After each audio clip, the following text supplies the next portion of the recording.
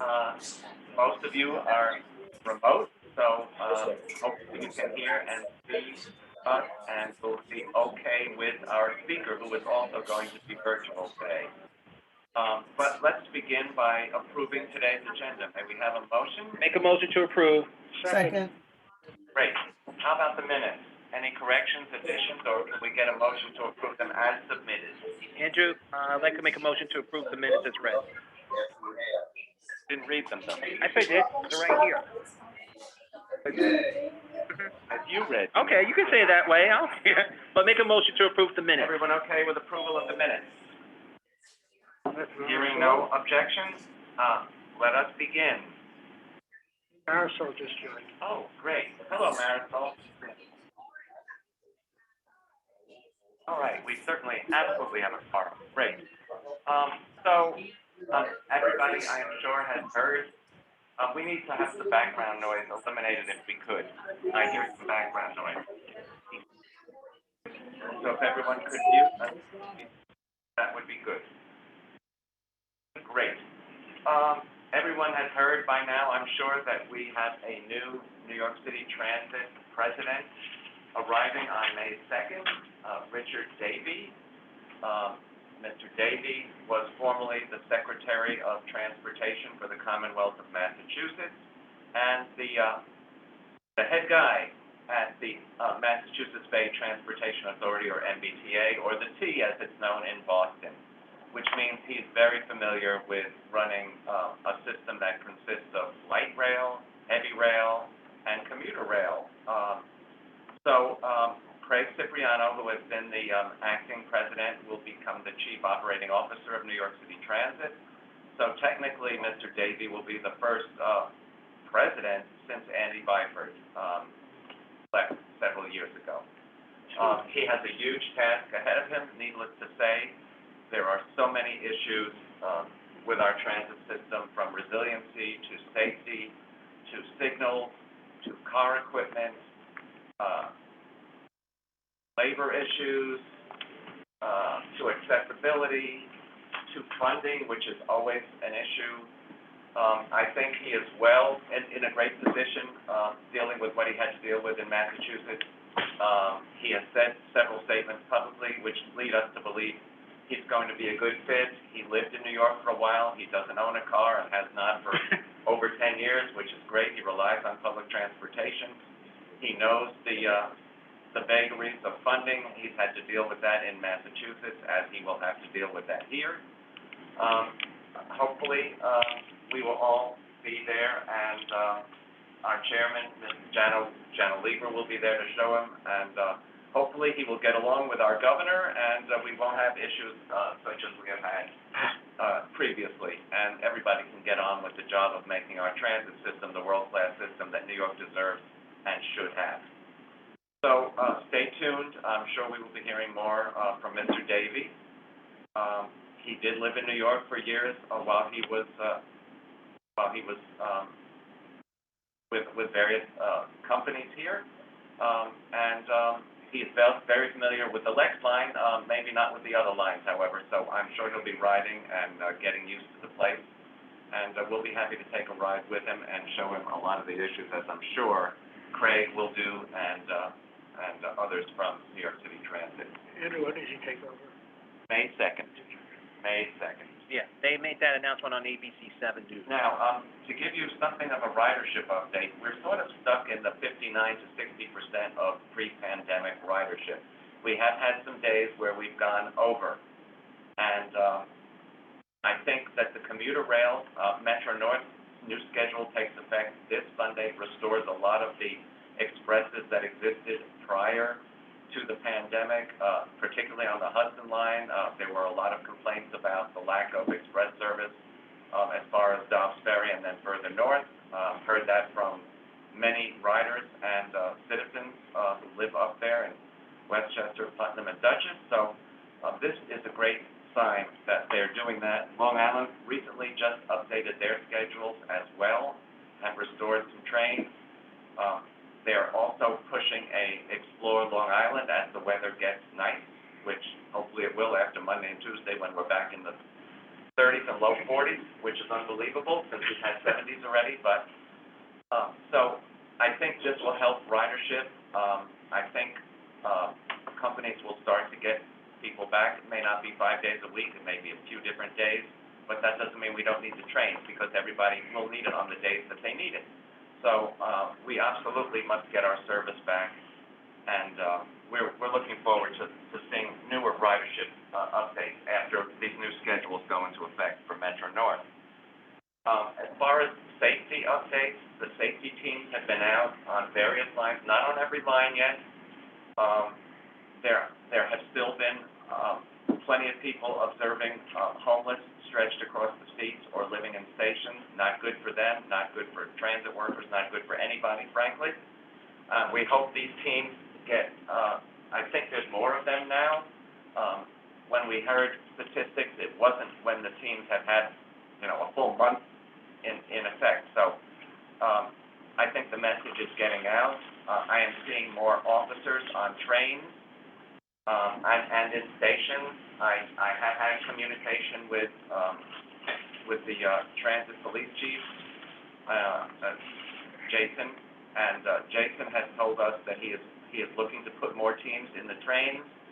They're going to be, and we just heard from the mayor as well, that they are looking at, enforcing quality of life issues, one of which will be fare evasion.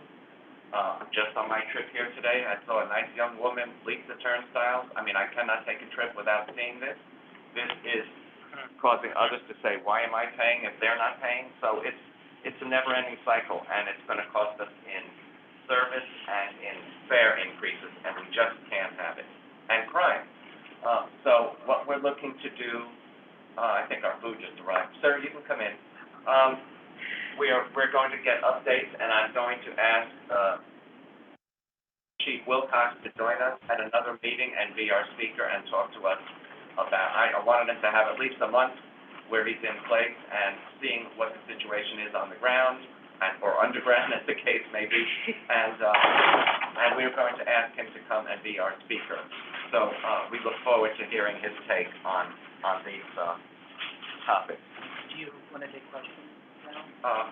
Karen has a question. Oh, sure. Hello, everyone.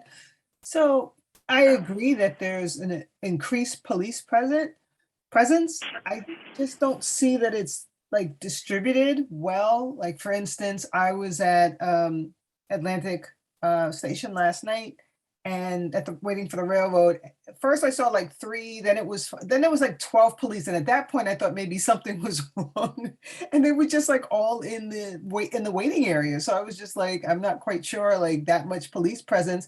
They didn't like intervene when this homeless guy was like harassing me. It was just weird. Like, I've seen them at Penn Station. I've seen them on subway lines. I've even seen them on the train, but it's not broad enough, and they're not necessarily walking around or interacting. I just kind of see them grouped in a particular area. So They saw somebody harassing you and they did not step in?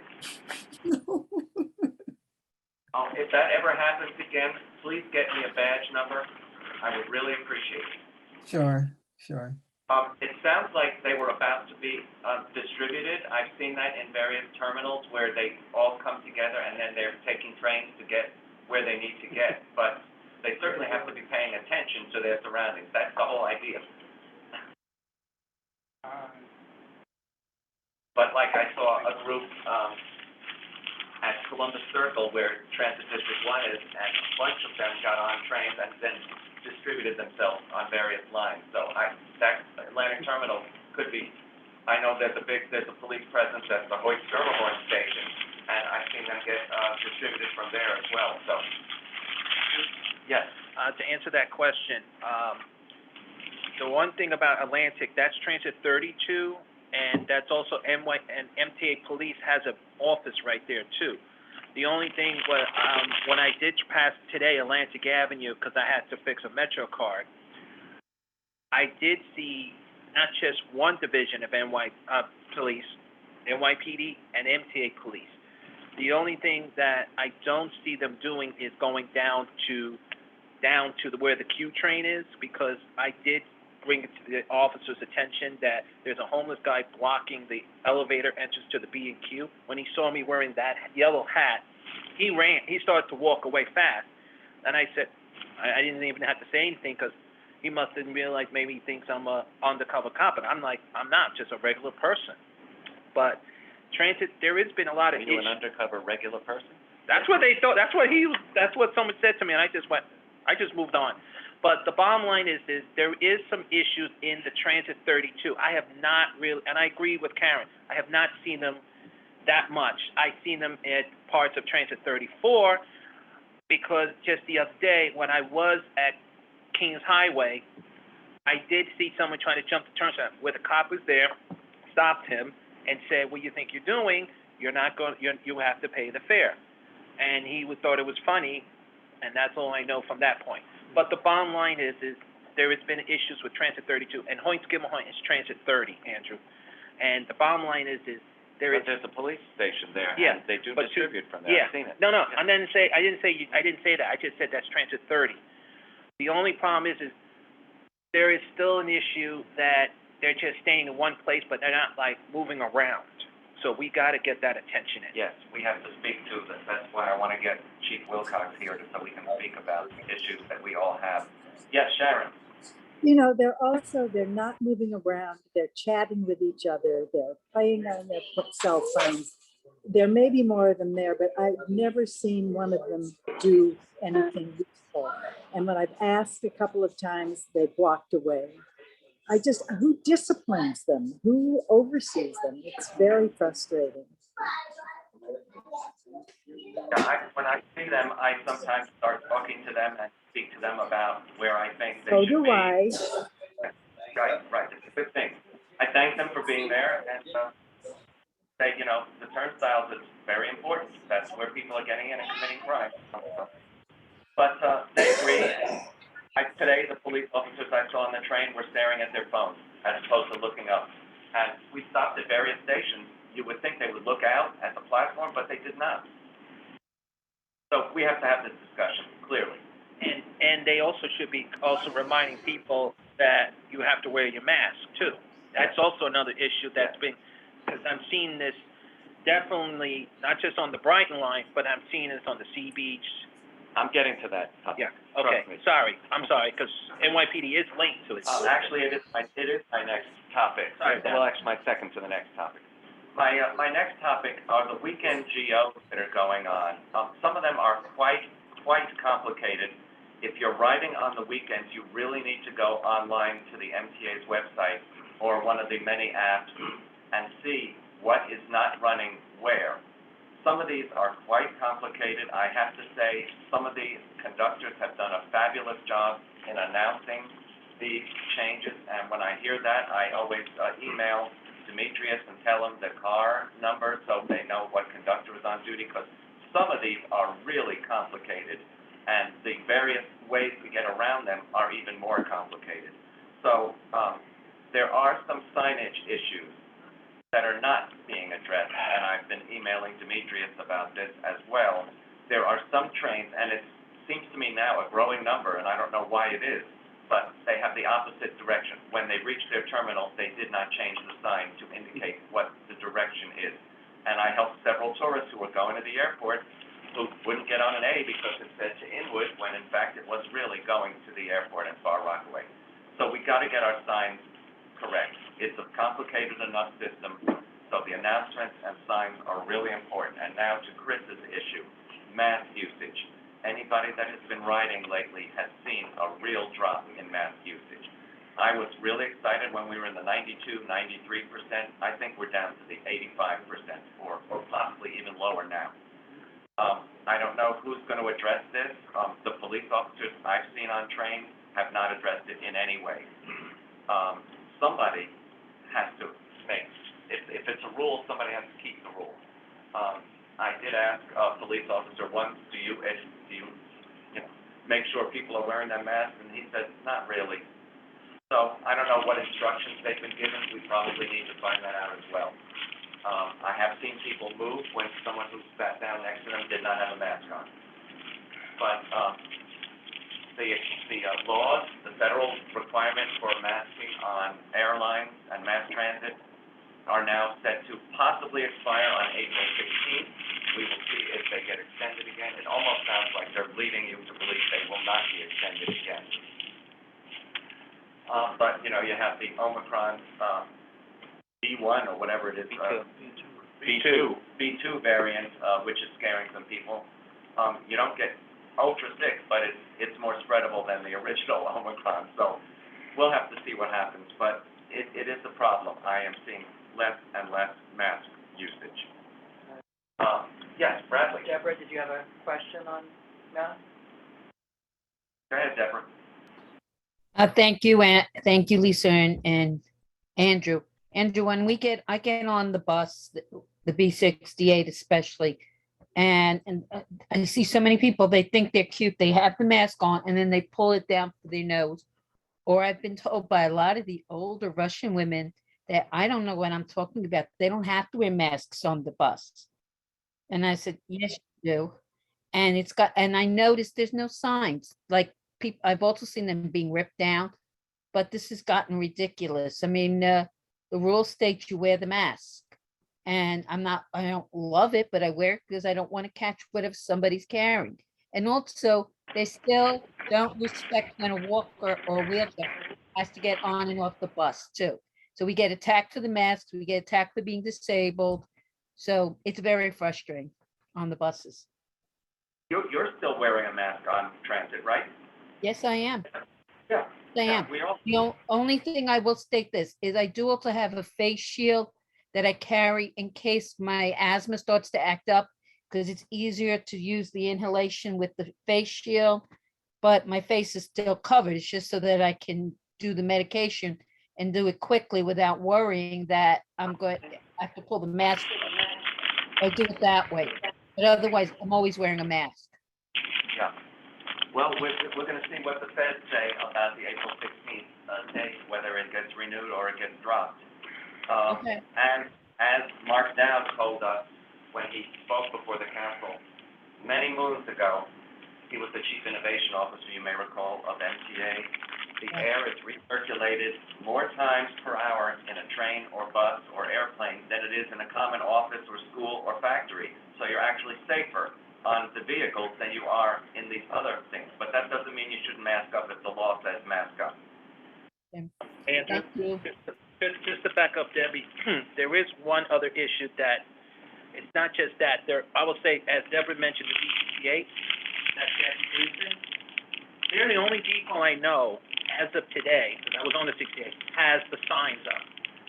All the other buses, it doesn't matter which borough I go into, I have not seen the mask signs up. I will definitely say, if you want my local bus. No. I didn't say which borough, too. That's also next. I want to be clear. I will definitely tell you that I'm only talking about right now what I saw today. I see Jackie Gleason, which is 68. They have the signs, but we need to remind all bus depots, you guys got to put those signs up. Make it very clear to them. And the problem is also, it's a language barrier too, because not everyone speaks English. Some people might speak Espanol, some people might speak Russian, different dialects of Asian. Well, I'm being, because there is some people getting a little upset about it because they feel like it's only one language sign. When we're done, I'm going to speak to Frank Anacaro and see what their depots, what they're being told to put on buses, how widespread it is, when was the last time they all did it. I'll try to find that And out. I'll send you, if I see the 68, I'll take a picture with the whole, how many signs they put up. There's one 68, put it in and out, and I mean, it was like, wow. So the nice bus system in Nassau County is getting electric buses finally.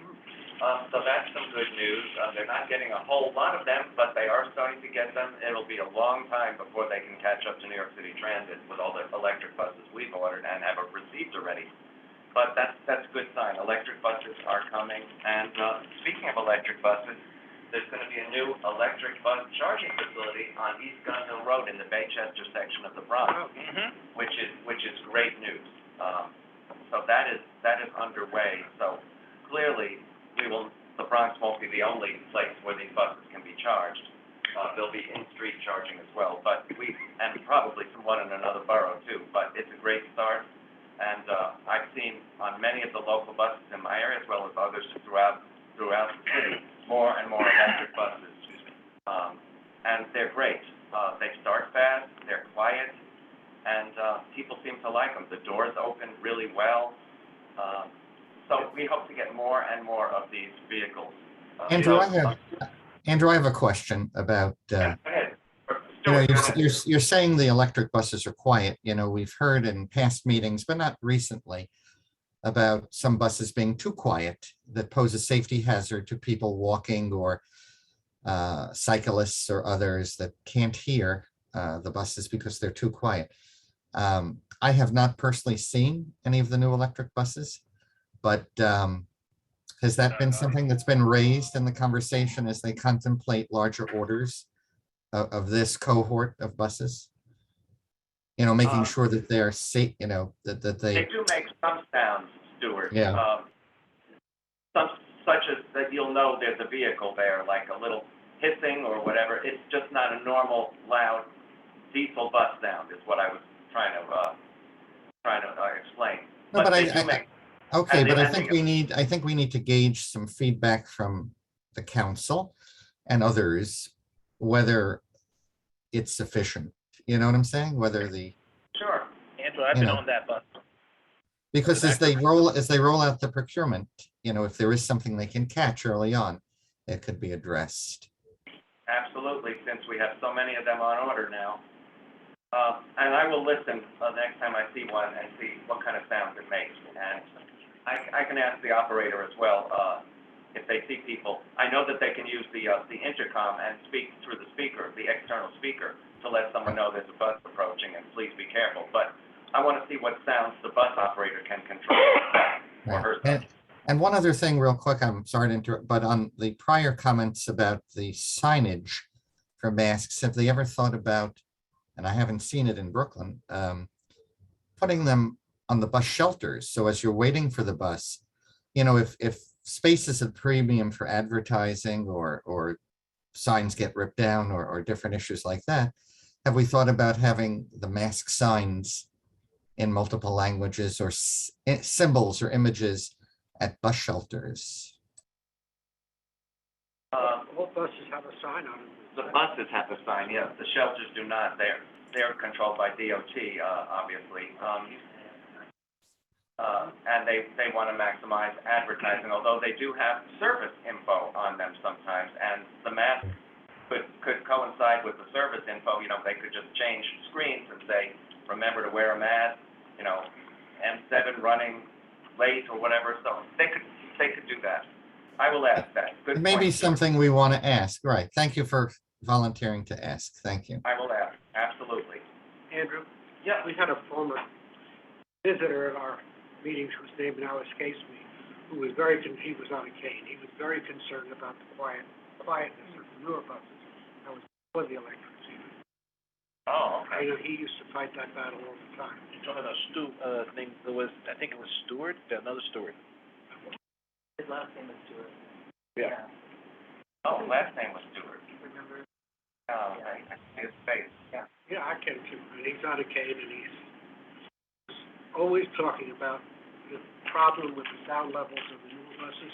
As they got newer, and this was I think, any electric bus. Yes, that's a good point. Was that Ken? Was that Ken? He was referring to? Ken Stewart. Oh, yeah, well, yeah, he had issues. He needed sound because. Yes, he needed sound, right, he was part of it, right. So let me give you a little piece of good news. One of the credit rating agencies, Fitch, has raised the MTA's bond rating to AA+. Why is this good news? This means it's cheaper for us to borrow, which is great, always great news. And it means that certain financial pieces of the incredibly complicated fiscal pie that the MTA faces have come into place, and Fitch thought it was a time to raise the bond issue. Now, while this is great news, if in fact the state legislature follows Connecticut's guidelines and decides to temporarily halt or stay the gasoline tax, which the MTA relies on, this could then affect the credit rating. So we signed on to letters that many groups have signed on to ask them not to tinker with the gas tax. In fact, we're on record as saying the guidelines and the formula by which the gas tax is figured, with 2/3 for roads and bridges and 1/3 for transit, should be reversed, and transit should get 2/3 versus the other. So we certainly would not be in favor of staying or a halt, temporary halt in the gas tax. That would mean it's so easy to tinker with things like this, and that would not be a good sign at all. Andrew? So, yeah, Lisa. I just wanted to add there, as soon as we heard about the whispers about potentially putting a gas tax holiday, there is no real holiday for transit funding, right? We put out a statement immediately. I think we were actually the first group that did that. And it's something we've been watching really carefully and speaking with our electeds about, sharing our message, and being vocal about. We're going to continue to do that. And the letter that we signed on to that you referenced, in fact, has from what we've heard, a large number of people who are signing on to it, which is terrific. And that's going to go up today. So I saw Governor Lamont from Connecticut talking about the holiday that he, the Connecticut did for 3 months. And he said that's just to get people to July, when the Connecticut's other tax cuts are going to go through. In New York, certainly there are other mechanisms for giving people relief. As people know, I'm in another state right now. I've seen the gas prices start to go down here, and from in our conversations with Jerry Brinkman, LRCC, he said that he's started to see them go down on Long Island as well. So there is absolutely some fluctuation, but there are other avenues for helping drivers, including encouraging them to get them into transit, but for other relief that does not include affecting aid to transit, even if it's just to, we're gonna give them a break, but we're then going to use other funds to make up the difference. We'll just use those other funds to provide direct relief instead. And drivers need those funds for road and bridge repairs too. They're also hurting their own case right there. Right. Not just transit. Hi, this is Trudy. I'm sorry for joining in so late, but I got involved in another thing about the budget in Albany. So when you're through talking about gas tax and everything, I'll just give you some up-to-date information. But I am here if you needed for a quorum or something. Thank you. Okay, thank you. So Laura Daglian, thank you for that. And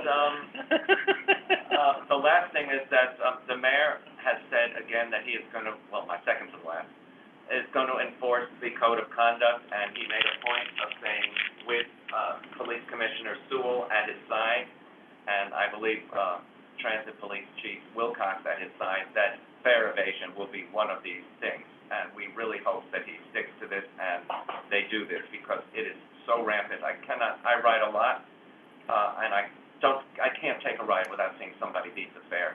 All walks of life. It's just incredible. And it's a really athletic move. Some of these folks should be in the Joffrey as opposed to whatever they're doing because they're so agile. But it's a shame. I see Sharon's hand up. And it's shaking. Sharon, you okay? Yes, at Grand Central a couple of weeks ago, there were people waiting to get in the slam gate, and I had to use it because I had luggage. I went over to 3 policemen who were allegedly checking bags, asked one of them to come over and monitor so that I could open the slam gate, without the person getting in. And he came over and let 3 people in the slam gate. Unbelievable. You can't make this stuff up. No, you can't, but Really it's can't. true. The last thing I wanted to say for those, Deborah, do you have a question? Deborah, sorry, I see your hand now. I'm gonna make this very quick. Ever since I've had the auto gate and I'm testing also the Omni Card, people wait purposely. They think they're doing me a favor. They wait to hold the door open so they can slip in. And they get angry because I just stopped there and I said, I'm not moving. You're in my way. Go pay the fare. Or they slip right behind me and go, oh, thank you, dearie. And I go, you're not welcome, fare beater. So they take advantage of us people who have to use mobility devices, think they're so cute. And God forbid the cops stop them and do something. They make me feel like I let them in. I didn't. Well, that's a question that we need to ask and find out the answer to. Why aren't police officers stopping these people? I volunteer, I volunteer that Christopher should film me while I'm going on the subway and I'm trying to get on or off, and you'll see how they do, what they do to me. All right. I volunteer that. The last thing I wanted to say was, and it's really sad for those of you that aren't aware, I think everyone got the email that our former PCAC member and member of the Metro North Commuter Council, Orin Hatch, recently passed away. He had been ill quite a while now. Randy Glucksman has been keeping me up to date on how he was doing, and about a week and a half ago, Randy had told me that he went into a hospice from the hospital, and of course that was not a good sign. And then within a few days after that, Randy sent me the notice that Orin had passed away. So our thoughts are with his family. Orin was a fabulous advocate for many years in many fronts, and we will absolutely miss him, and we hope he's in a better place. He was not comfortable in his last month, and nobody should have to live with that either. So we will miss Orin, and we will certainly keep you posted on when any of our councils get new members, because we're certainly shy members, and now many of the councils, again, are shy members. And we want to have a full complement. We have a lot of work to do ahead of us. So, Mr. X. Okay, I will say though that we're continuing to work on getting new members, and we were thrilled that we have new members for TRC. Yay, Karen and Cicely. We have got a couple of new members on Long Island Railroad Commuter Council. Unfortunately, Marilyn resigned, so 2 steps forward, 1 step back.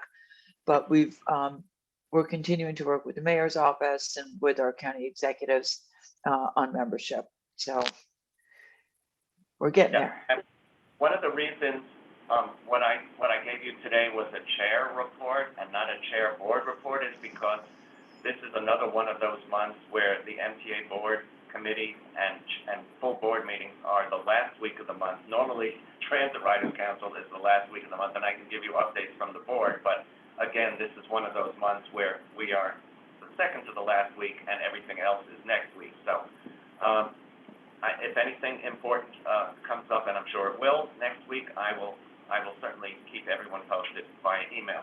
Mr. X. Your question. Speak up, because it's...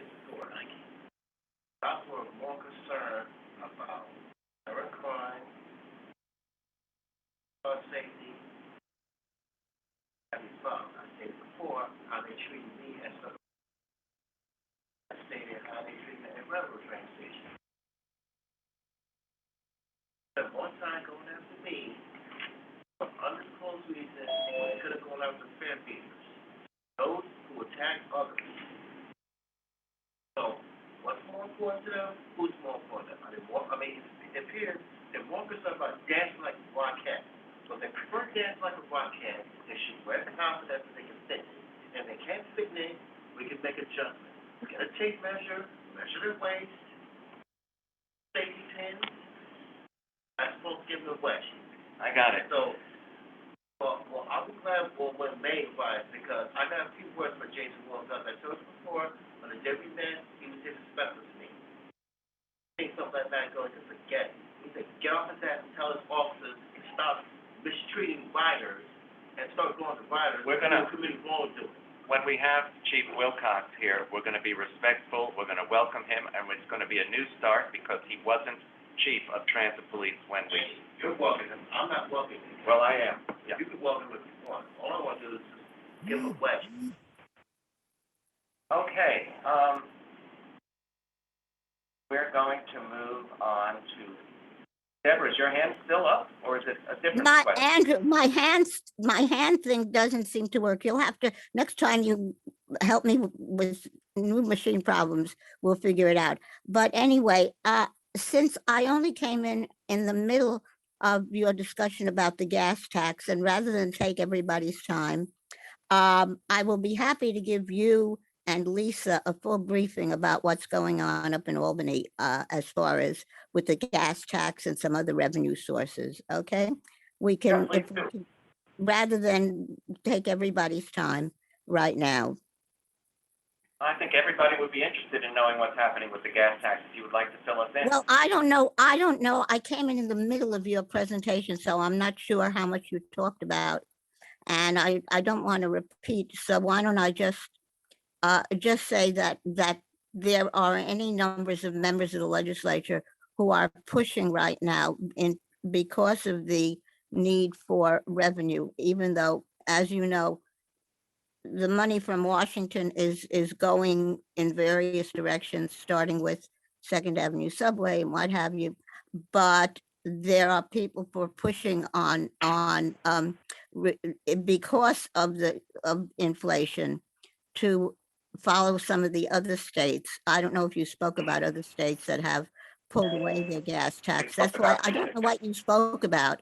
It would be easier if I just talked to you and then we can, it'll come out in whatever, but let me just leave it by saying that there is consideration of the gas tax and what to do about it, the New York gas tax, not federal, not anything else.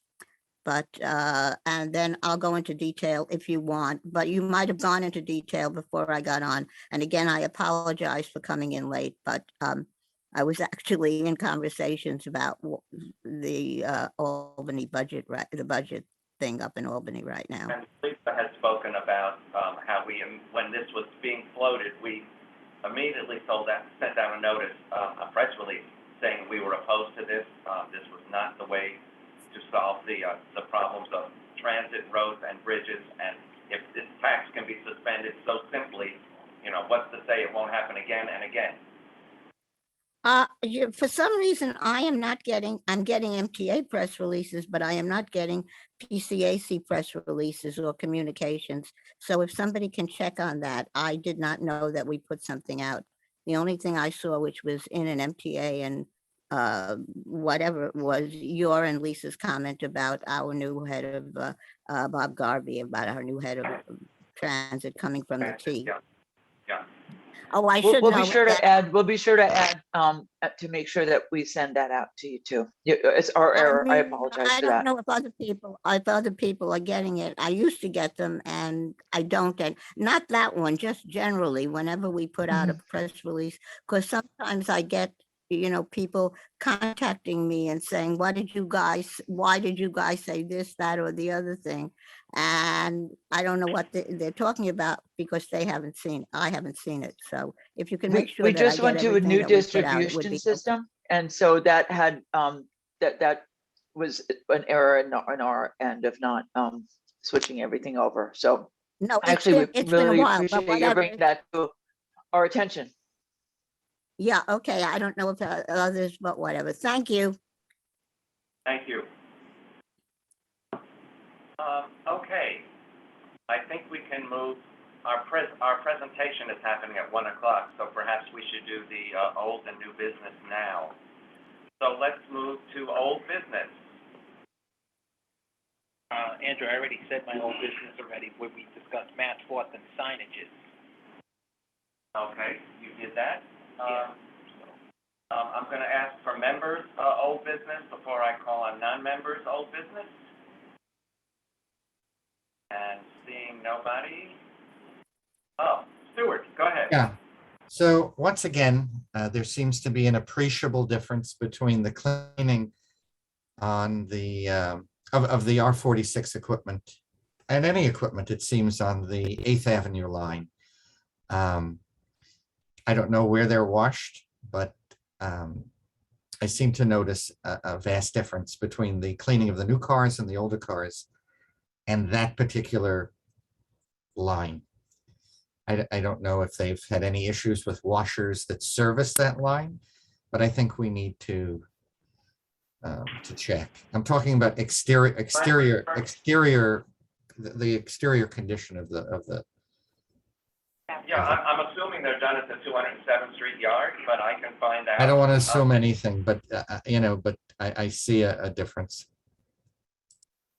Okay, I have noticed some really dirty R46s, but then I've noticed some clean ones too. So it's not it's steady. It's not like we're not cleaning R46s. It's some of them. So let's find out why. And then just with cleaning in general, are they still doing interior mopping and wipe downs at terminals? Yes. Yes. I definitely see it on the one line. I just don't necessarily see that on the Culver line, so. Andrew, because I did see, the only time they do that, they switched them I found out today because somebody told me, they moved the cleaning people to 179 Jamaica because at Stillwell, they sometimes come in and leave ASAP. And it's easier for them to clean there because you already have, because it can go relay, but also you have 4 tracks there. So one can go say, okay, you're ready to go, move up to the relay and come back in, and it's ready to leave. So they did move. It used to be at Stillwell. They moved to 179. The only time if there's a mess up, they will check, and then if there is, they will do a light clean. But they have been cleaning on the B line. I mean severely, because I see them wiping on that floor like it's like a new floor just came in or something in one day. Severely, huh? Yeah. No, severely. Seriously. Yeah. They clean it. It smells really good. But Karen, I see your hand is up. Yeah, I actually had a question for Lisa. Well, Lisa, what was the result of that equity hearing that, what was her name, Councilwoman Selena Brooks held the other day? And if there's a follow-up, or did you know what would become of that session? So that's a great question. I don't know. It seemed to be a little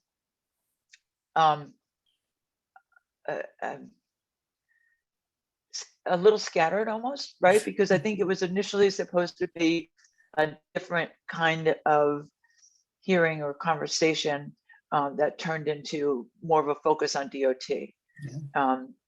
Was the MTA was the following week, and Kara delivered our testimony at that hearing that was on the MTA's budget. So I think that the result of it was really to raise issues, to ask questions, and hopefully bring some of the issues that were raised into the budget process, particularly around the buses, bus lanes, bus cameras. I know that there's still conversations happening in Albany, as far as I know, regarding whether or not the city will be, an MTA will be allowed to have control over bus camera placement. But that was something that was raised in a number of cases too. But Udonis Rodriguez became the person in the hot seat at that hearing. So hopefully some of the issues that were raised will come to fruition as policies and actions that he takes. But that's something we'll follow up on. I would say that I've been the Merrick Boulevard bus lane, people are doing better about adhering to the hours. A few people are staying, will ride the lane and they don't care, but for the most part, you see the single file. There's been some backlash with the Jamaica Avenue Busway, where some of the business owners are claiming that they're not getting the foot traffic. I'm not quite sure that I agree with that, but that's what I'm hearing. because I was over on Jamaica Avenue the other day and I saw plenty of foot traffic, busway or not, so, yeah. I think that that's one of those, that is one of those settling issues as people get adapted to more of the busways and to similar to 14th Street. There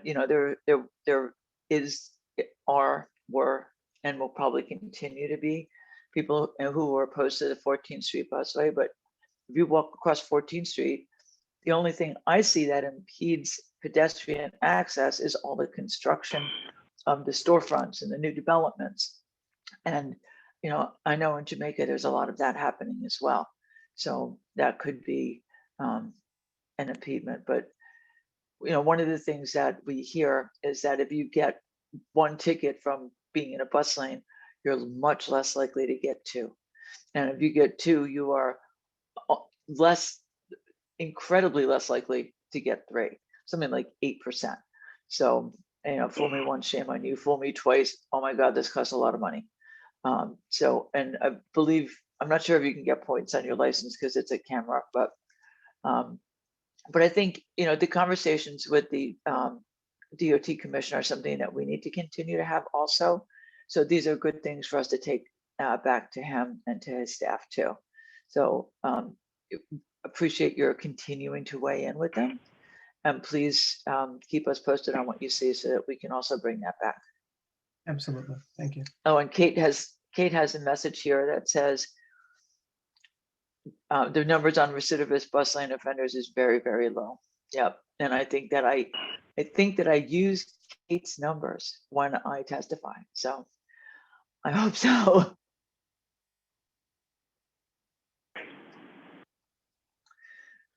Any other old business? Correct. Mentioned this before. I did not talk to him. Hello? You don't see my hand. Hello? Hold on, Trudy, we'll call on you. My hand was up, no, about the bus lane thing before. We don't see your hand. Well, can you hear me talking Hold now? on, 1 second, please. Finish Okay. your thought. Okay, as I said before, First Festival should be implemented together. Okay, so far, it hasn't helped anyone. It's less more problems. It pitted New Yorkers against New Yorkers, similar to the Survivor Series, Teams of Five, Stars of Five. Okay, and what I didn't mention was, people have tried to challenge me to a fight because I didn't want to say this. No, you don't challenge me to a fight because I'm not one famous. I do my business, you do your business. Okay, you don't challenge me to a fight because I'm not one famous. Bullshit. Okay, I don't play that. Did somebody do that? In the past, I've seen lots of people try to challenge me to a fight because I didn't wear a damn face mask. Are you serious? Who are these people to challenge me to a fight because I didn't wear a face mask? So you're gonna make me like Rodney King? Are you making me like Rodney King because I didn't wear a face mask? Are you ratting me out because I'm not fighting? What, if you can rat me out because I didn't wear a face mask, you can go after because I didn't wear a face mask, you can go after these fighters who attack other fighters, but this is that idiot who killed Michelle Go, you go after these fighters who panhandle, you go after these fighters who beat the fences, you go after these fighters who urinate in stations and stand in areas where they can be seen. If I urinate in so much, I'm standing here, I'm going to be seen on one hand with a wife. That's common sense. So the face mask rule should be implemented because look, we have legion agencies. Were we required to wear a face mask? Were we required to get vaccinated? No. But now COVID, we have to get vaccinated, we have to wear face masks, we have to get tested. Yeah. The idea is to try to keep as many people as healthy as we can. Also, I stated double A. Also stated double A. I told you and Lisa, okay, you need to meet and get to know Dr. Saul Marcus, whom I met. He treated COVID patients. And I felt if anyone should tell me where it should be someone who treated a doctor treated COVID patients like Saul, whom I met and spoke to, got to know him and his mother. That's who should do it. Not some hot shot making a name for himself or herself. So that's all. We got it. We got to move on. We're running out of time. I'm sorry. We got it. We got the mask. You're feeling on the mask issue. Trudy. Hello, can I speak now? Go ahead. Thank you. Just muted again. Unmute yourself, Trudy. You're muted. Okay, I just, somebody muted me. Now can you hear me? Yes. Yep. You're muted again. I'm not muting you, Trudy. No one is. No one's muting you. No one is muting you. Must be the censor button. Now can you hear me? Yeah. Yes. Good, okay, hopefully it'll stay here. All I wanted to tell you is that one of the problems with the bus lanes, which at least has come up from people from 14th Street and continues to be on Second Avenue, and I know it's happening on the west side also, Andrew, are the bike riders, the electrified motorbikes, etc., who don't pay any attention if they're in a bus lane, if they're in a bike lane, and go right through the lights and go zooming past buses that are there, because I've heard some of the bus drivers speak, talking about that also. And if some of them who know me come and they say, can't you do anything about these creatures, as one of them called me. So I think we are getting representatives of the groups that represent or I think I missed that. So, but I just want you to know that that is the only problem right now with the bus lanes. Okay. Thank you.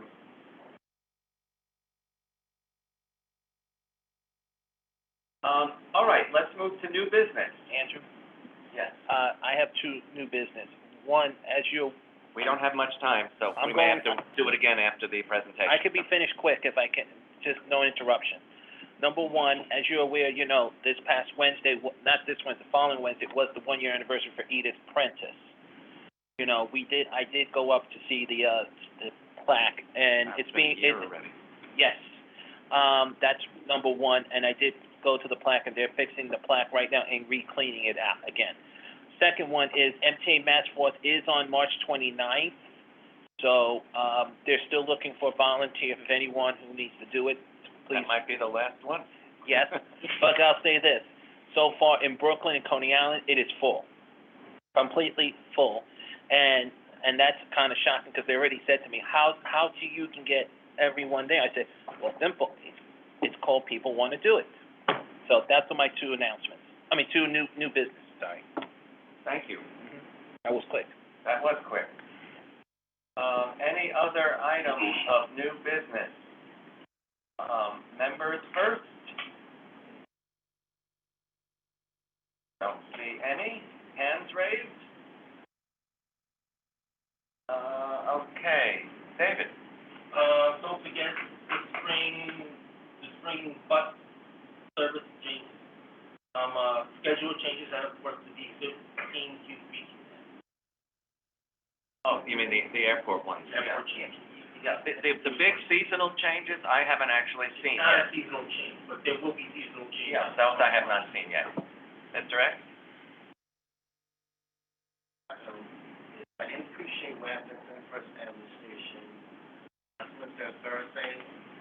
I can send you some details of what happened there. Chaotic. And, someone needs to be held accountable. I'm going on schedule as a result. I'm on schedule today regarding the X-15 bus. I need email letter, get the chance. Please send us the details. I'll send you the details. Okay. All right, I'll get nasty. I believe, hey, Will, you're on. Hi, Andrew. Hi, Will, how are you? Thanks for coming. Is our speaker here as well? We're waiting for Mike Schiffer still, I think, but he should be on his way. Okay. And thank you, Will, and congratulations. Thank you, Lisa. Do you have a quick 1-minute update on anything in Albany or budget that you can share? Anything else you'd like to just give us a heads up on? Trudy gave us a little bit of an update on gas tax. We've talked about our opposition to any changes to it. Anything else that we should know or be supportive of in these waning days before budget passage? I'm sure that Trudy's update was a good one. I think that we're still focusing on some of the governor's proposed Article 7 bills that the MTA supports. And we're waiting for a conceptual framework for the budget to start to shape out and then see what we can get out of it. Excellent. Thank you. I see Mike Schiffer has joined us, so we are both here. Great. So our council, as you're no doubt aware, is extremely interested in the Interborough Express. We all have opinions on various aspects of it, so we would love to get our presentation going and hear what is planned, approximate time of construction, and everything, if everything goes well, and other possibilities. So Mike, thank you so much. Thank you. Can you all hear me? Yeah, Mike, if you don't mind, I think I'll open it up for us and then I'll pass it over to you. Sure. So we are greatly appreciative, Lisa and Andrew and Bradley and everybody at PCAC. Thank you for the opportunity to come and present to you all today. As all of you know, and as the excitement has been abound, the governor announced that the MTA would proceed with an environmental review on the Interborough Express as part of her State of the State back in January. Since then, Mike and his team at MTA headquarters, or MTA C&D, I'm sorry, the planning office have been moving full steam ahead.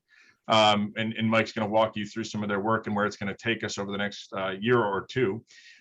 We have been out talking to elected officials and stakeholders, and we're going to continue talking to community groups and other civic stakeholders like yourself to gather some of those inputs as we try to identify a potential locally preferred alternative and other aspects of the project. But the project presents a very exciting opportunity in that we have an existing right-of-way. It's a 14-mile long right-of-way between Jackson Heights and Bay Ridge, and the MTA owns the majority of that right-of-way. It's currently leased out to New York and Atlantic, the 11 miles of it that the Long Island Railroad owns as our freight operator. So while other projects have significant infrastructure hurdles, and not to say that this one won't, we have a good path forward that we can start to work with. And so that's what Mike is going to talk to you about. So we are excited to take questions. I think, Andrew, some of the questions you just started with about construction timeline, those are a bit out there. We are at the 1 yard line is what we've been reminding folks. This project is in its infancy. Right now, we are going to be focusing on the environmental review. Ultimately, funding would need to be identified depending on the mode that we choose, and would need to be incorporated in a subsequent MTA capital program. So, and I should have started because I know some of you on this call, but for those of you who don't know me, my name is Will Schwartz. I am Deputy Chief of State and Local Government Affairs for the MTA. And I am joined today by Mike Schiffer, who is Senior Vice President of Regional Planning at MTA Construction and Development. Sorry, I'm a little bit rusty.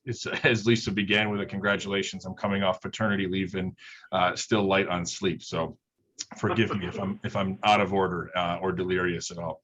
But with that, Mike has a presentation that he's going to walk you through. Folks that are on the Zoom, I think if you have questions as Mike's presenting and you want to throw them in the chat, but if we could ask that you hold questions till we're through, and then we're happy to dive into them one by one. So with that, I'm going to turn it over to Mike, who's right on cue sharing his screen. And thank you again for having us. Good afternoon, everybody. Can you hear me okay? Okay, great. Thanks. Well, as Will said, I'm the Senior VP for MTA's regional planning efforts. And some of you may recall, I've been to your group. It's been a while, actually. I think the last time we were talking about Penn Access, which is moving right along. So we're all very excited to come forward with very interesting planning proposals and projects. And this is certainly one of them. I'm going to describe really what we've found in a feasibility study that we've undertaken for a project that's garnered, of course, significant attention. Various iterations and ideas regarding this project have been floating around the region for quite some time. And MTA moved forward with a feasibility study to determine whether, in fact, we can run transit along the corridor, which is largely occupied by the Bay Ridge branch, which is part of Long Island Railroad territory. And the branch sees some activity, but it's freight activity, and I'll get into how it's used currently and how it might be used in the future, depending on how things play out. So the Interborough Express Corridor is a 14-mile freight line, and it runs from Bay Ridge all the way up to Jackson Heights. We had a consultant, AECOM, who worked with us to determine kind of the various transit modes that are available, the various transit technologies, which are feasible for implementation along the corridor. And the results of this study, of this feasibility analysis, will feed into environmental review. And as many of you know, the governor has expressed interest as well in this and has asked us to move forward with the environmental process, which we're doing. The part of this right now is really speaking with you folks, speaking with various stakeholders, the public and so forth, to describe the various modes that we're looking into and considering as we look in this in more detail. It's worth noting that it is an existing freight line, and all of our modes would preserve existing freight service and capacity. A little bit about the history of the corridor. Passenger service really began along that corridor in 1876. So it's been around for a while. And actually the passenger service ceased in 1924, when I think some of the ferry services ceased. It's been dedicated to freight ever since then. The northern portion of the line is actually owned by CSX. The northern 3 miles of the line north of Fresh Pond Yard is owned by CSX. And the southern portion, largely in Brooklyn, is owned by the Long Island Railroad and operated under contract by the New York and Atlantic. And currently there's about 1 to 3 freight trips a day. Typically those are during the nighttime hours, so people don't usually see a lot of activity along this corridor. The reason why this has really captured a lot of attention is because it offers a lot of opportunity. It's a very diverse study area. When we consider the study area, we're talking about roughly a half-mile buffer around the corridor that we showed on the map a little earlier. I'll get into that again in a little more detail in a minute.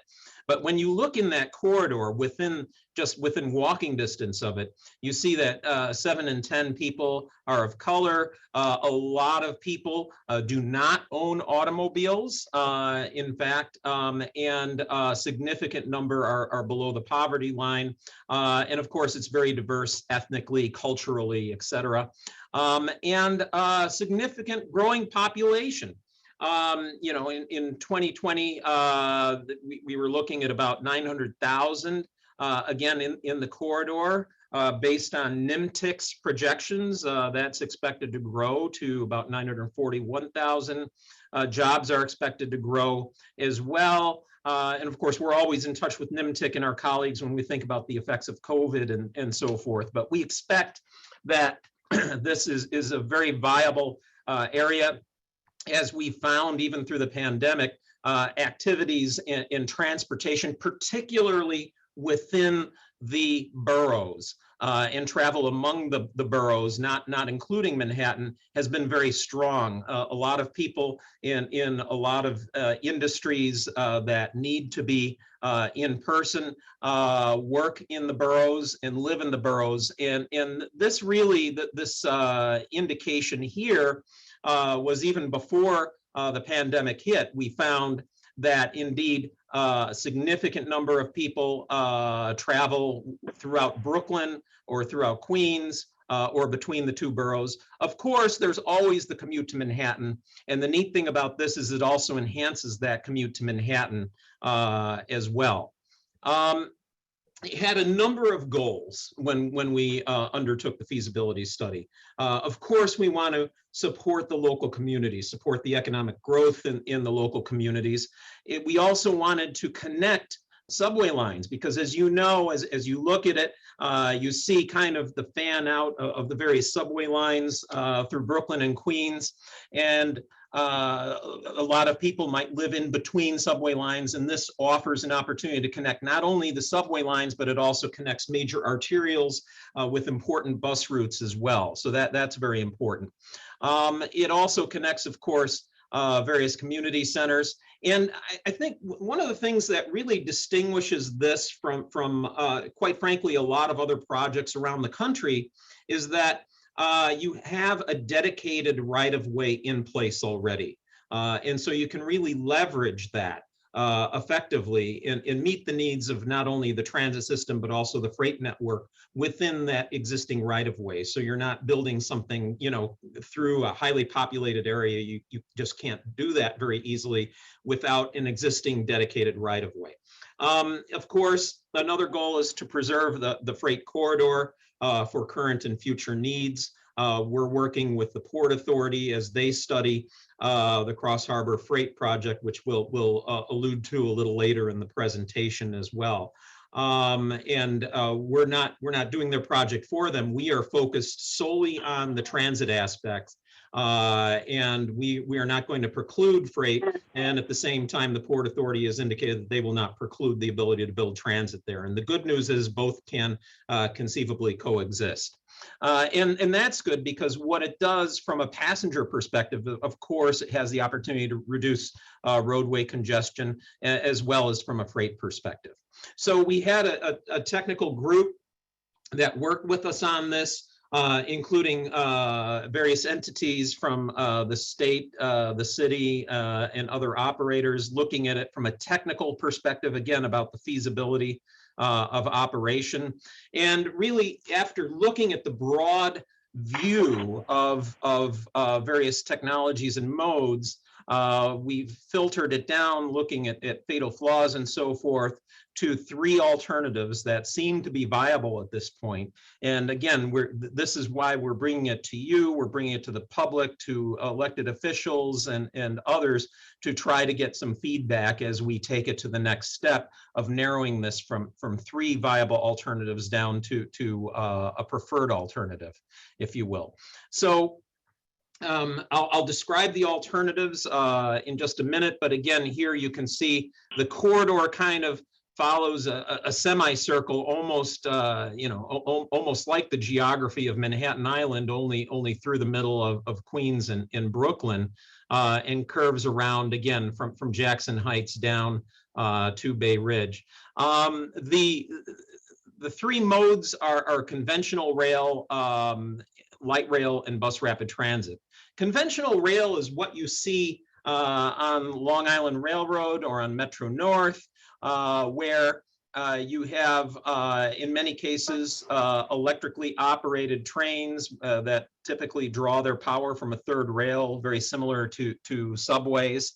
And in this context, the rolling stock, or the train cars, if you will be reconfigured to perform more like transit vehicles. Because another aspect of this is there's expected to be a lot of stops along the line, because we want to connect as many subway lines as we can and as many arterials as we can. And so with frequent stops and frequent service, we expect that people will only be riding on these trains or buses for relatively short periods of time to get to their connections. So it will probably have more doors than a common commuter train and run more like a rapid transit train. A good example is in London, where you have London Overground is an example of kind of a repurposed railroad that runs more like a rapid transit line.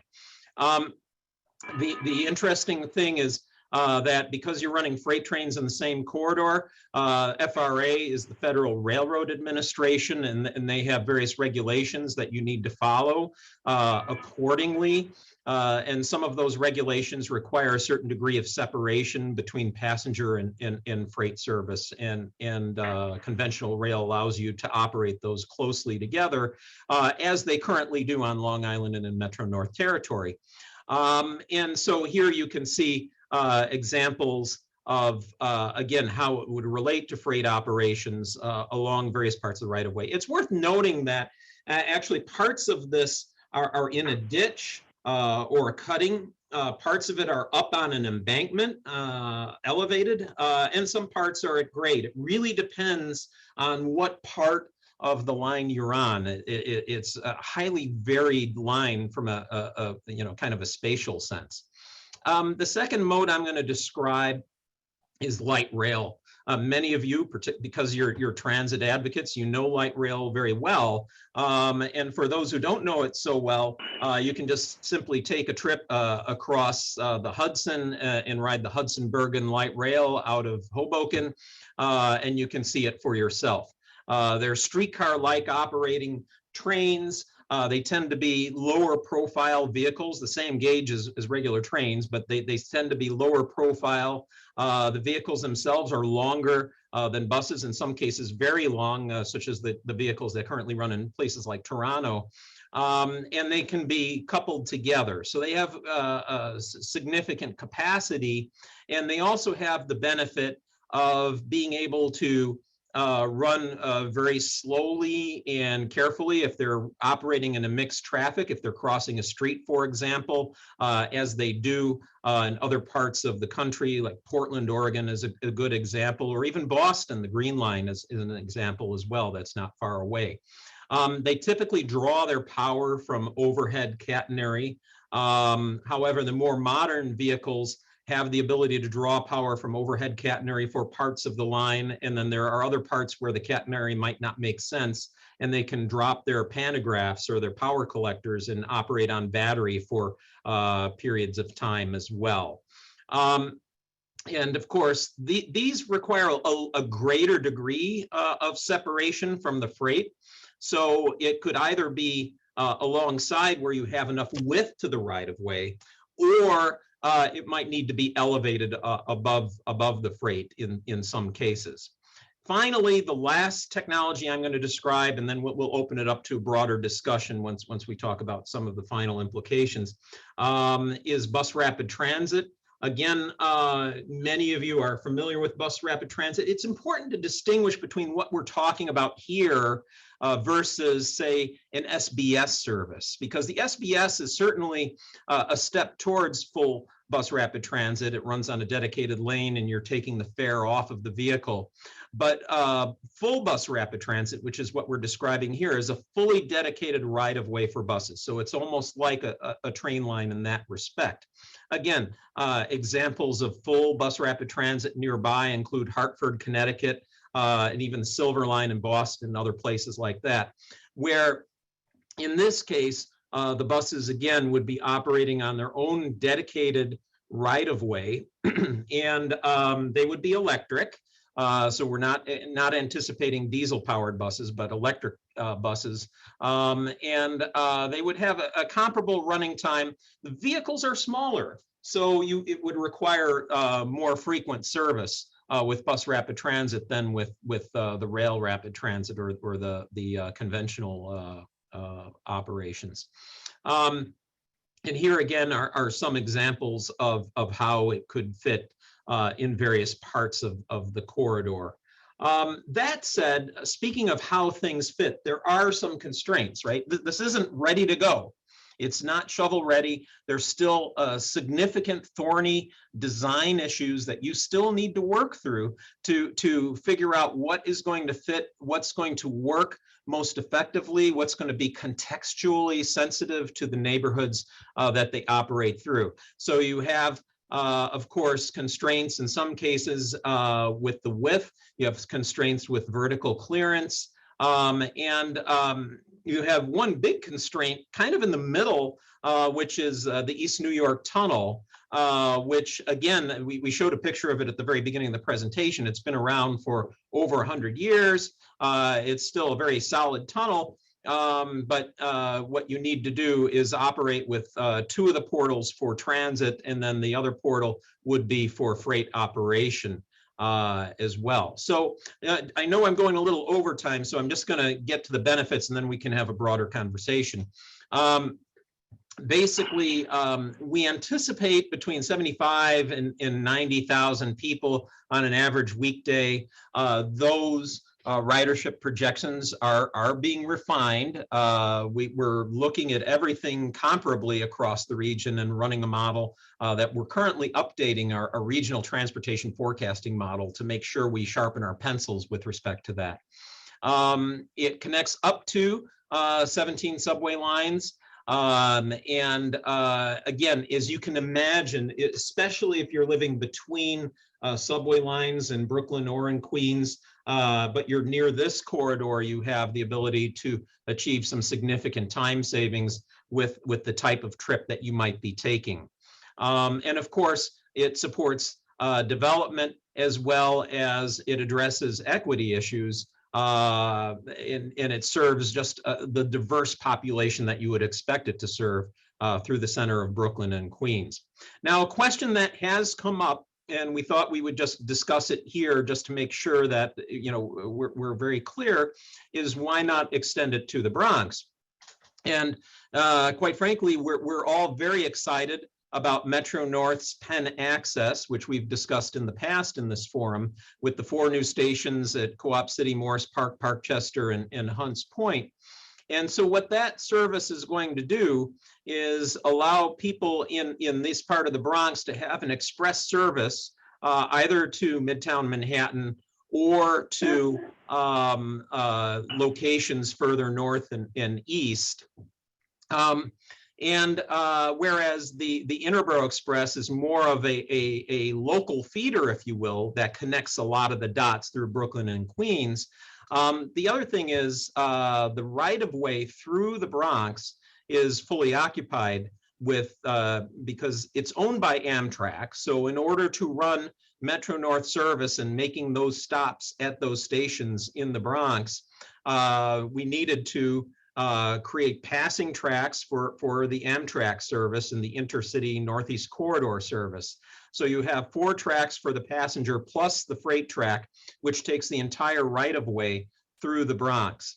And also up on the Hellgate Bridge itself, as you can see, it's very tight. There's space for 4 tracks. You've got 3, but this service, the Interborough Express service, would require 2 dedicated tracks or lanes if it's a bus, but 2 dedicated tracks at the very least, which you simply cannot address along with station width without a significant amount of property acquisition through the Bronx. And so it's not to say it's not possible, it's just to say what we're doing right now is we're addressing what we can at the moment, which is the first order of business is to do what we can do within the right-of-way that is accessible to us. Finally, I mentioned that, again, many of you have read about and probably attended meetings or seen that the Port Authority is studying a new cross-harbor freight tunnel from New Jersey to Bay Ridge. And they're looking at improvements to the freight line along this corridor as well. They have their own aspirational goals. They're working through those numbers right now, actually.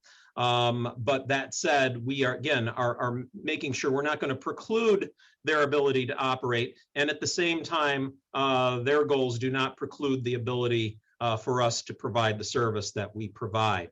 Or that we would aspire to provide in this context. So with that, I think that it's worth noting where we're at in the context, because everybody's like, okay, when are we going to ride, right? You know, you know, we certainly want everything to get there as expeditiously as possible. Right now, we are, again, talking about the feasibility study, which there's a great deal of interest in. We need to then sharpen our pencils and describe in a little more detail through some preliminary additional design, what are some of the benefits and what are some of the drawbacks of these 3 modes, you know, from a technical perspective, what fits well and so forth, and then what will work in the context of the communities that you're serving as well. For instance, We haven't finalized or determined station locations. We can expect that likely candidates would be, of course, where it intersects subway lines as well as major arterials.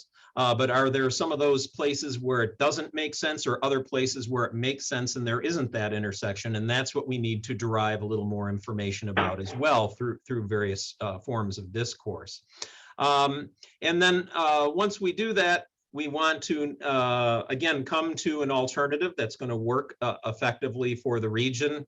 And at that point, which would hopefully be end of this year, beginning of next year, we'll see how that goes with various aspects. We would commence the environmental review, the formal environmental review, finalize that process, and then you get into final design. And you determine, of course, the most important thing is, do you have the resources to pay for it? How do you pay for it? How do you finance it?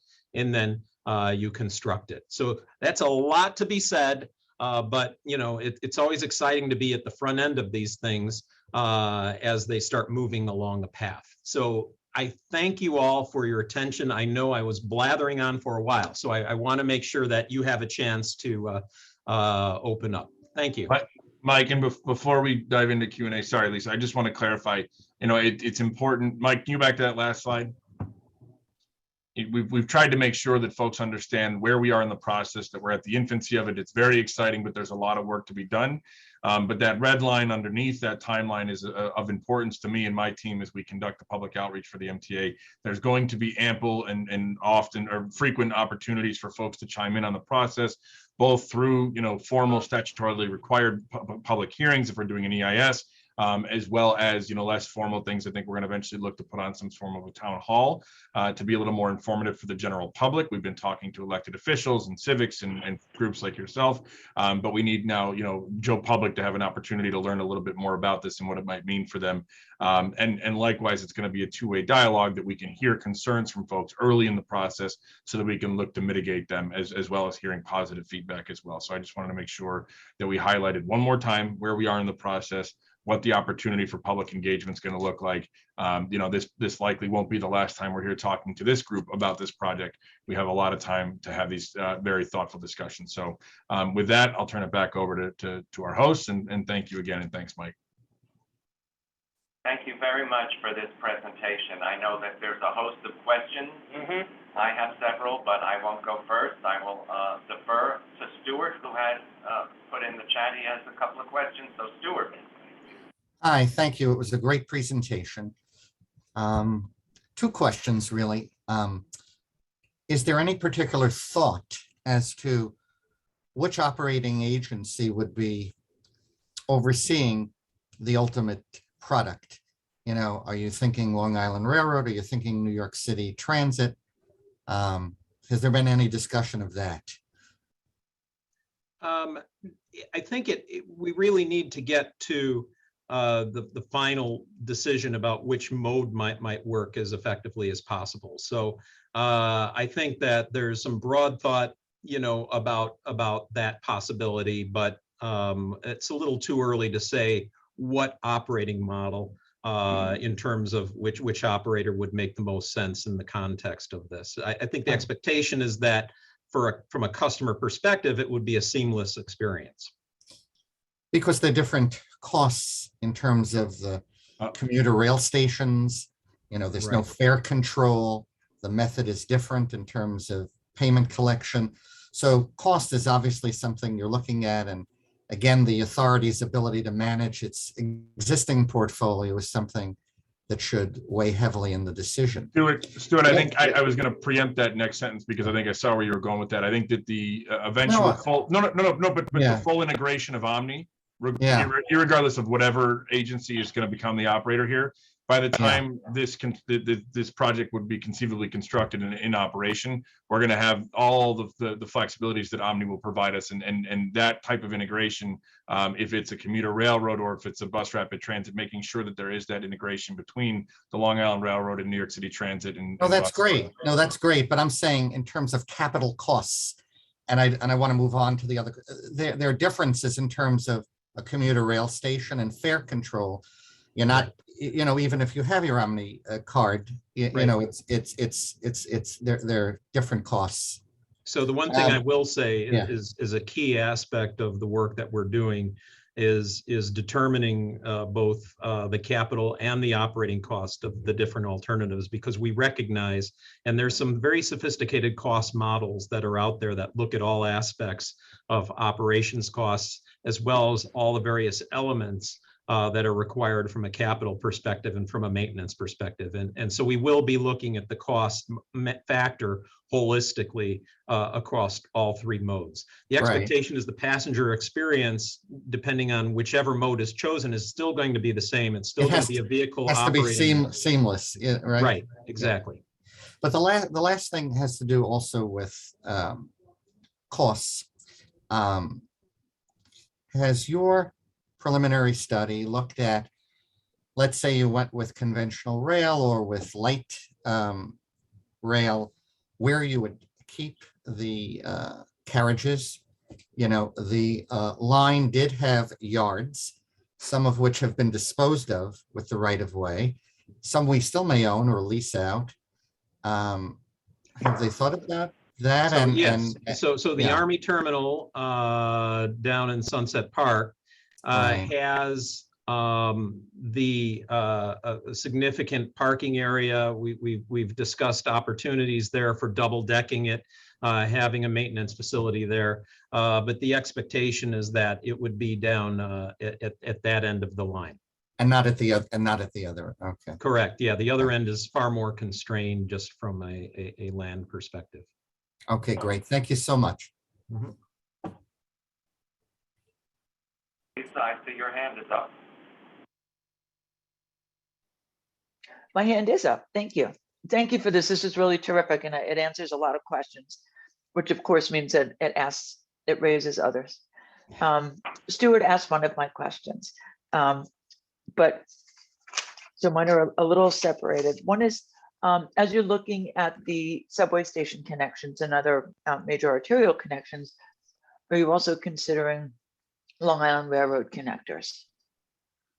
Yes, there would be I a know that connector there's to the Atlantic Avenue branch, for example, there. Okay. So we are looking wherever it makes sense, how to best design that connection.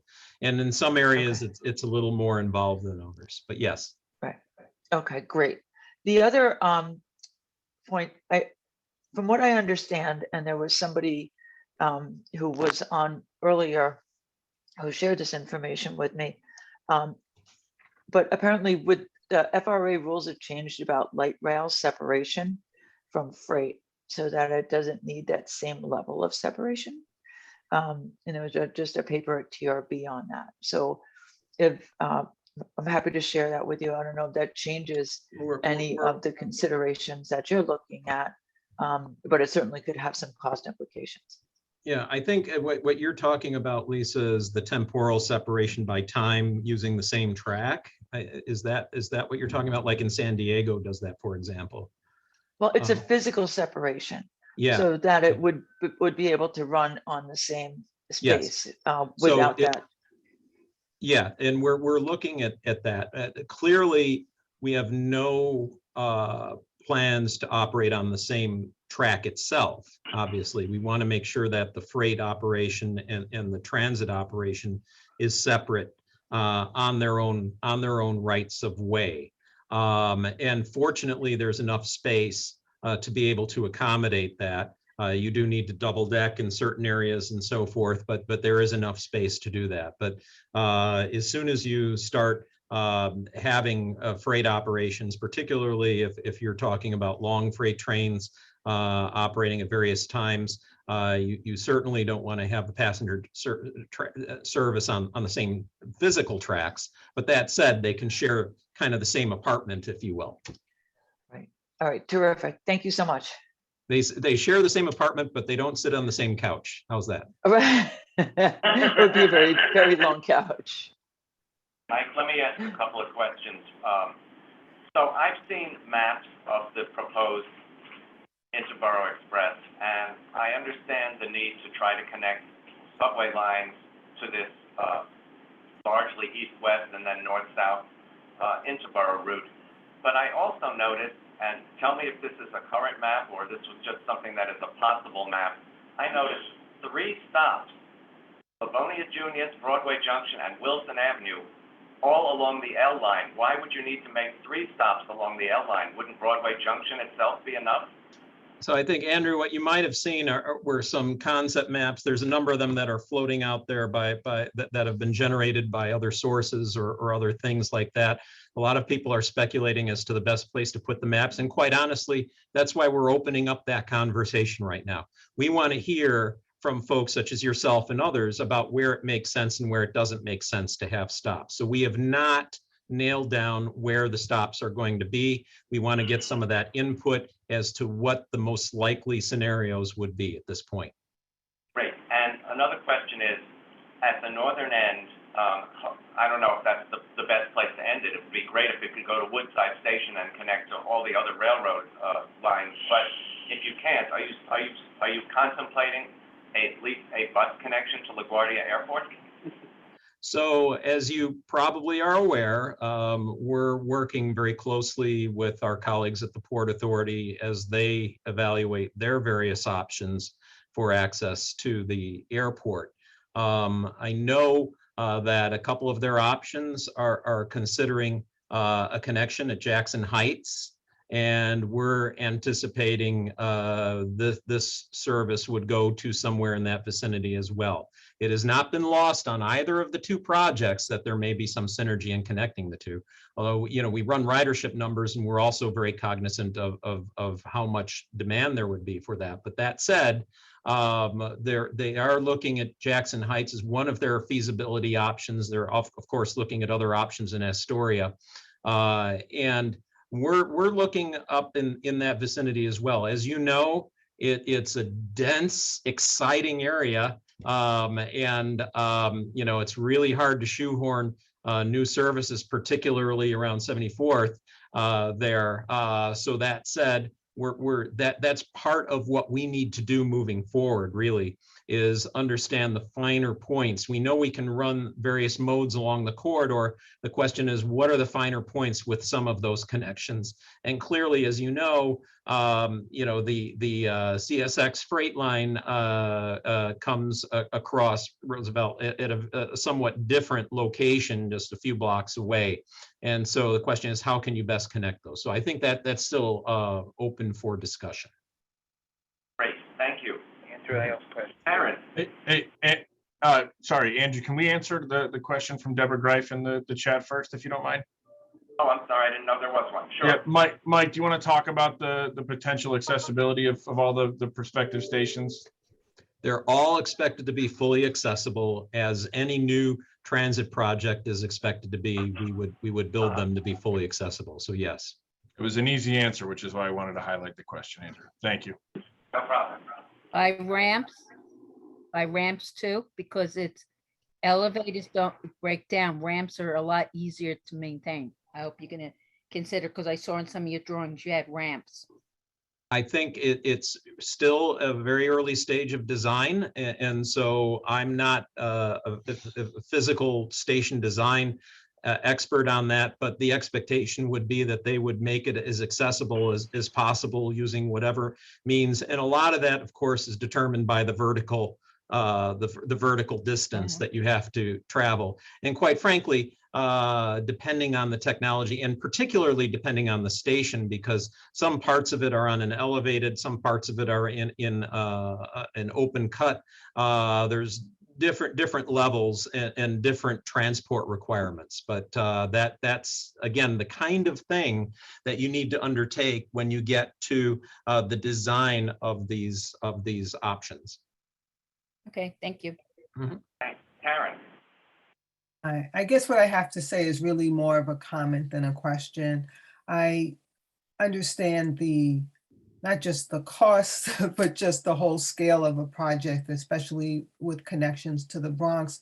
And I want us to remember that part of the history of transit in New York City are the areas that have been promised expansions in service, transit lines that have never happened. And I understand the focus is going to be what can we do easily to get increased service and more options, I just want to remind everyone that, you know, part of our goal is to make sure that the entire 5 boroughs are better connected via transit. And so all I can say is I urge the MTA to explore connecting to the Bronx, and in future iterations, explore connecting areas of Queens that don't have transit, areas of Staten Island, parts of the Bronx, and of course, still areas of Brooklyn, I think, and I guess any areas of Manhattan, but that has to be the ultimate goal. I just don't think, yes, I'm in favor of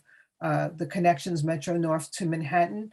There's still a need for service from Bronx to Queens and to Brooklyn without going through Manhattan, and I'm sure it could be said for other areas as well. So I just want us to be mindful of that. I want to respond to that too. So I just want to make sure, and I believe that this group is aware, but we're imminently going to be relaunching our Queens bus network redesign. And as part of the Bronx bus network redesign, we made a conscious decision to not affect the Bronx to Queens routes. We were going to do that as part of the Queens redesign. So some of those options for connectivity are going to be considered as part of the Queens bus network redesign. For those that didn't watch it, at our board meeting last month, there was a presentation given on our comparative evaluation process and the 20-year needs. I mean, exactly what you just described is what Mike and the team that he leads is looking at day in and day out, the global, connectivity issues and potential for capacity and expansion as we, look towards the next capital program in the next 20 years thereafter. So I think your sentiments are not lost. And I think that, the importance of Penn access to the East Bronx and to the MTA was made evident as we moved that project expeditiously and awarded that in December of 2021, which is something we were very excited about. That project is mobilizing as we speak, that it's going to bring transformative options to the East Bronx, not only to get into Manhattan, but as Mike had alluded to, the reverse peak options going up north and east of there to find employment opportunities and so on and so forth. So I think we share your sentiments, and there's a lot of exciting opportunities that are coming down the pike. And I think that might be an opportunity down the road as we release some of the stuff on our 20-year needs, that we can come back in the next year or so and talk to the Riders Council about, what we're looking at as far as future growth for the system. Thank you. Andrew? Go ahead, Chris. Well, I got to say thanks to some people that took some of the pressure off, but I do have a question for both. And unfortunately, I'm sorry, Bradley, but I do have to steal some of your thunder as well, because this is a concern as well. I understand the Bronx is important, and I know it's an issue also, but we also do have an issue with, I think if this train does go through, I hope it can also go or split, like to go to LaGuardia Airport, because the ridership just to go to LaGuardia Airport is like, oh my God, it's gotten even packed again on the buses. Sometimes you have to let 2 or 3 buses go, but at the same time, I think this will be a great opportunity, because an option like that I'm going to call it light rail, because I like light rail, because I still use it when I want to go to Atlantic City, because I use the Riverhead line, which my mother and I do use because it's ADA accessible. What? Either way, it's still in the Jersey Transit lines. But the bottom line is to get to light rail, it's a little more, not just light, but it's also make it easy to get on and off. If we use a bus, it might have issues, and I'm thinking with, Andrew, you were saying when you said earlier, there's no way it can fit on a bridge. And be honest with you, the buses might have to use a ramp or something to lift. With a light rail, it's evenly matched onto a platform. Even in New Jersey Transit, they have it. It's even platform. Yes, but guess what? It's still even if you think about it. But William, as well as Mike, if you can also make sure this information also goes to the ACTA committee as well, because we like to be a big support on this for accessibility, so we can all work together. We know the stations will be built, but when you start the trains, we just need to know how is this going to be leveled to on and off safety for wheelchairs, walkers as well. Chris, if you think it's an appropriate time now, we're happy to bring the roadshow to ACTA. We appreciate the important work that you guys do there as well. But if you want to wait until we're a little bit further along, when accessibility will be, we can get a little more granular in detail. Happy to take that approach too. We can talk offline. Yeah, if you could just send them some information, because we can put it as a newsletter in the future. That could help them to start the ball running. Sounds good. Let's follow up after this and we can talk about what you'd like to see. Thank you. Stuart, you have a follow-on question? Yes, my colleague was asking about the line serving other boroughs in the long term. So has the authority had any conversations with the Port Authority to include in their scope capacity for the rail tunnel connection with Staten Island or New Jersey to accommodate tracks for passenger service?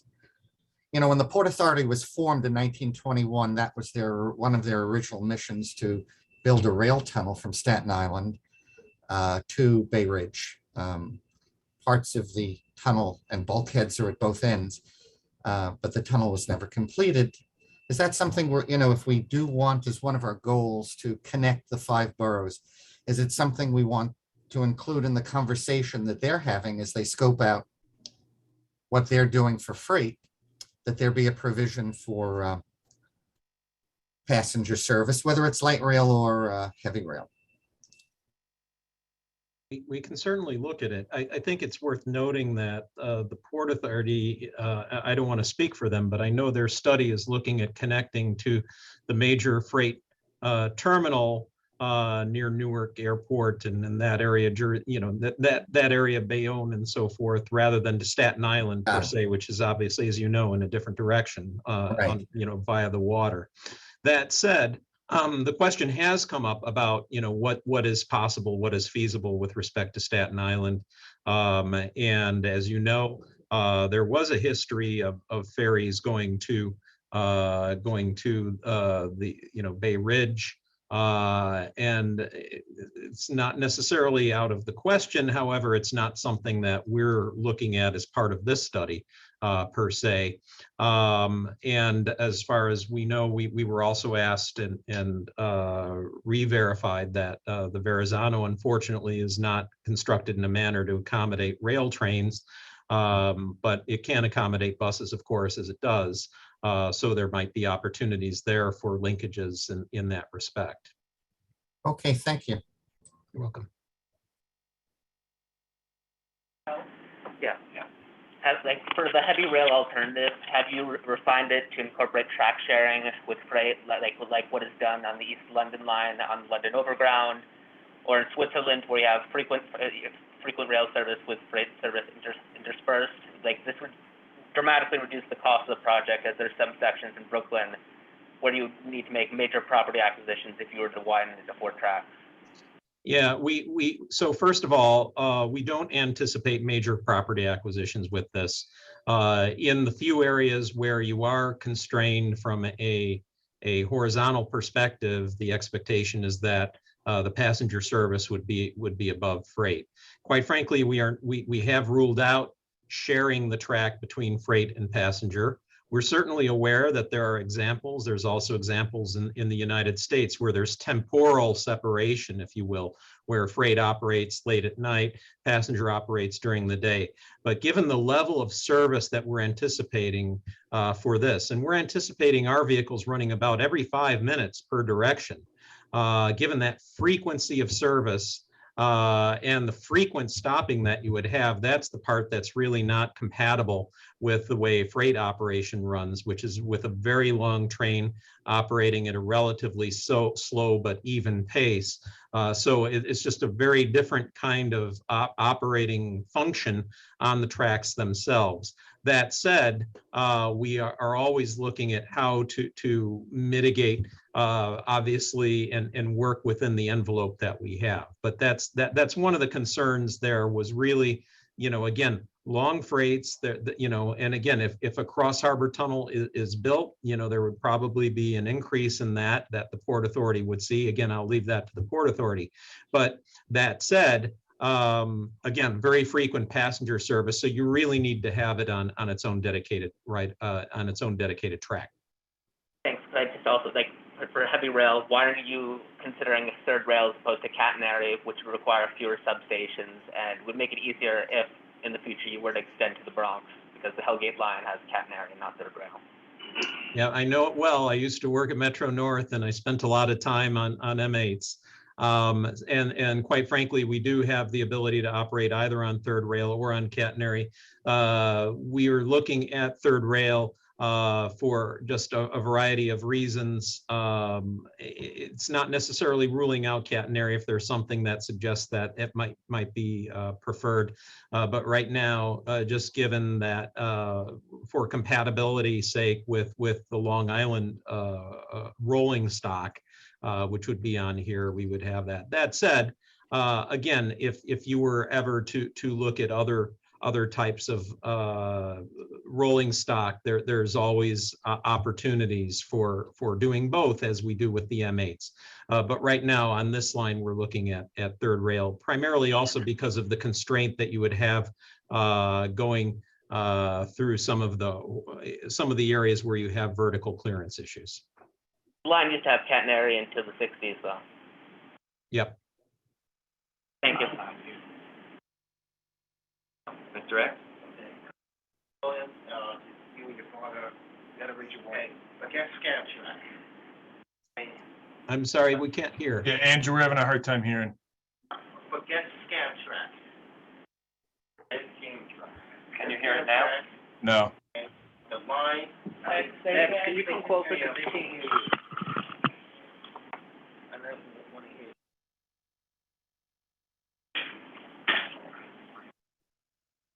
Okay, can you hear me now? Yes. Loud and clear. Okay, as I said before, forget scam track. Okay, this is your gig, not theirs. They got their own problems to worry about. This line needs to go straight. It's a little crooked, it should go straight. In addition to Brooklyn and Queens, it should serve my borough. Because I feel if I want to travel, if I'm trying to do my borough in Brooklyn, I have to also travel through another borough. That borough will be the middle borough. So it'll be this borough or Queens. I prefer traveling between my borough and Brooklyn, or Crooklyn for that matter, through Queens, not to this borough. This way, I have a shortcut. You follow me? So the line needs to go straight, a little crooked. In addition to Brooklyn, Queens, it serve my borough. Because there are areas it can serve in my borough, areas that have no public transportation. Okay, and like I said, thank you. We'll leave Scantrack out, okay? We'll get back to them. David? Thank you. I wondered if you ever thought about using FRA-approved vehicles like they use on the Sprinter in Oceanside, California, and on the River Line, New Jersey. Yes, that these options are still possible, particularly when you think about the FRA more conventional railroad equipment. Quite frankly, we have the infrastructure in the region that would allow us to, of course, electrify the line. So it would really be more of an electric multiple unit rather than a hybrid or diesel multiple unit that would operate along this line. And we still, are looking at the various options in terms of power. Again, it's a long road ahead. There are advances made almost monthly in terms of the propulsion technologies, and we'll keep that in mind as we look at the various modes. Thank you. Any other questions for Mike or Will? Andrew, there was a question on the chat from Scott earlier. I think you just made the comment that the cost line between Staten Island and Brooklyn. Gentlemen, thank you so much for a really informative presentation. Thank you for having us. We greatly Thank you, appreciate it. everybody. Look forward to hearing the next steps. Thank you. Thank you. Take care. Thanks. Any other issues, because we're almost at adjournment time. Hearing none, everybody, stay safe. We'll see you next month. Yes, sir. Don't know, motion to adjourn. I didn't ask this, because you